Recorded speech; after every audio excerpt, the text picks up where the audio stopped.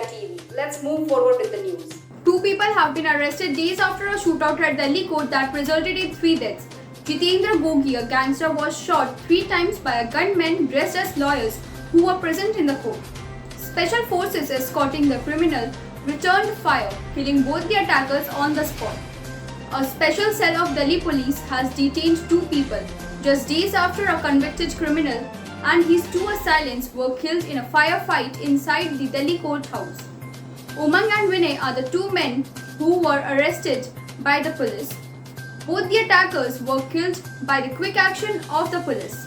Canada-India direct passengers flight to resume with Air Canada flights from Delhi. Canada is lifting the ban from flight to India. Air Canada, the country's largest airline, resumed its operation in India that were suspended 4 months ago due to the deadly second wave of COVID-19.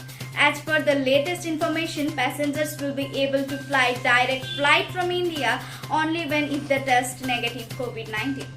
Chief Minister said efforts on to make HP India's first gully vaccinated state by November. Yes, Union Minister for Consumer Affairs, Food and Public Distribution, Commerce and Industries Piyush Goyal has appreciated the efforts put in by the Himachal government to make it the first state in the country to vaccinate 100% of its eligible population with the first dose of COVID vaccine, besides ensuring food safety to the targeted groups. Internet ban in Rajasthan's 5 districts to prevent exam cheating. On Saturday night, large crowds of candidates were visible at bus stops as they prepared to travel to the exam centers. The state government has announced that the mobile internet and SMS will be unavailable in 5 districts of Rajasthan for 12 hours, as the state holds an important exam to choose teachers for government schools. Officials claim that the change is being made to avoid exam cheating. Taliban hanged dead bodies from crane in Afghan's main city square. An eyewitness told the Associated Press that the Taliban had hanged dead bodies from a crane in the main square of Herat city in western Afghanistan. He also added that the 4 bodies were brought to the square, whereas the other 3 bodies were moved to the other squares. This comes right after Taliban's Mullah Nuruddin Tarabi's statement that the Taliban group will once again carry out execution.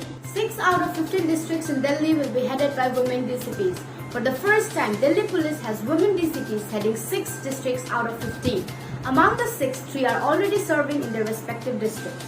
Lieutenant Governor Anil Baijal transferred 11 special commissioners of police and 28 deputy commissioners of police on Saturday according to an official order. Union Corporation Minister Amit Shah on Saturday said that cooperatives will also play an important role in making India a USD 5 trillion economy, adding that the centre will soon come out with a new cooperative policy and work with states to strengthen the cooperative movements.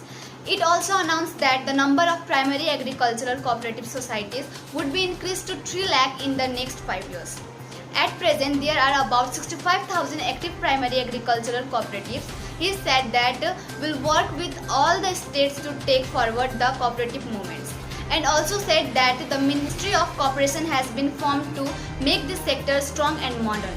On Monday, an earthquake of magnitude of at least 5.8 hit the island of Greece of Crete. In this incident, 1 is dead and several are injured.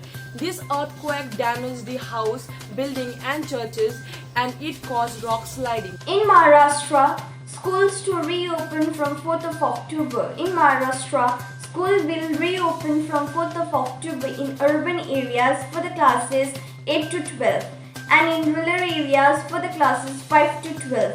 The decision was approved by CM Uddhav Thackeray as it was declared by Education Minister on Friday. That's all for today. For more updates, keep watching Media TV. Stay safe and take care.